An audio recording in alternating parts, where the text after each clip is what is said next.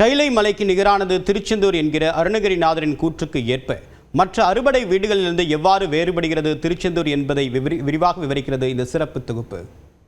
தமிழ் கடவுள் முருகப்பெருமானின் அறுபடை வீடுகளில் இரண்டாம் படை வீடான திருச்செந்தூர் சுப்பிரமணிய சுவாமி கோவிலில் 16 ஆண்டுகளுக்கு பின் ஜூலை 7ஆம் தேதி குடமுழுக்கு விழா நடைபெறுகிறது. இதையொட்டி யாகசாலை பூஜைகளுடன் கோலாகலமாக குடமுழுக்கு பணிகள் நடைபெற்று வருகின்றன.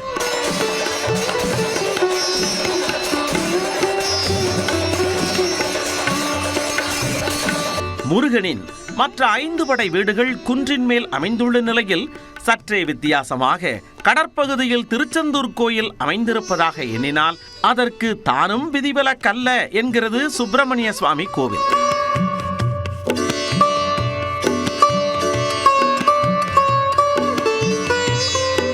சந்தன பர்வத மலையையும் கடற்கரையையும் கொண்டு மற்ற படை வீடுகளில் இருந்து திருச்செந்தூர் கோவில் தனித்து விளங்குகிறது.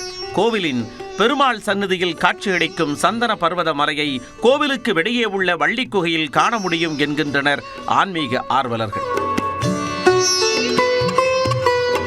சங்க இலக்கியத்தோடு தொடர்பு கொண்ட திருச்செந்தூர் குறித்து 8 தொகை 10 பாட்டு ஆகிய 14 கணக்கு நூல்களில் வரும் அகநானூற்றில் குறிப்பு இருப்பதாக பேராசிரியர் மகாதேவன் கூறுகிறார். 10 பாட்டில் மிக முக்கியமான இலக்கியம் எதுன்னு கேட்டீங்கன்னா திருமுருக ஆற்றுப்படை. மற்ற ஆற்றுப்படைகள் எல்லாம் பொருளுக்காக இரவலர்களை ஆற்றுப்படுத்த அருளுக்காக ஆற்றுப்படுத்தக்கூடிய ஒரே ஆற்றுப்படை திருமுருக ஆற்றுப்படை. திருச்சீர அலைவாய் என்பதுதான் திருச்செந்தூரினுடைய பழைய பெயர். செந்தி என்கிற பெயரும் அந்த ஊருக்கு இருக்கின்றது.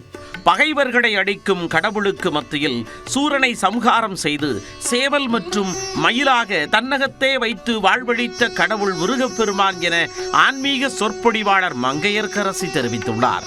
ஒரு அழகான மலையும் கடலும் சார்ந்த இடம். நீங்க ஆறுபடை வீட்டிலேயே பாத்தீங்கன்னா மலை தொடர்புடையதை தான் பார்க்கலாம். கடலோடு தொடர்புடைய மலையோடு இணைந்த திருத்தலம்னா அது திருச்செந்தூர் மட்டும்தான்.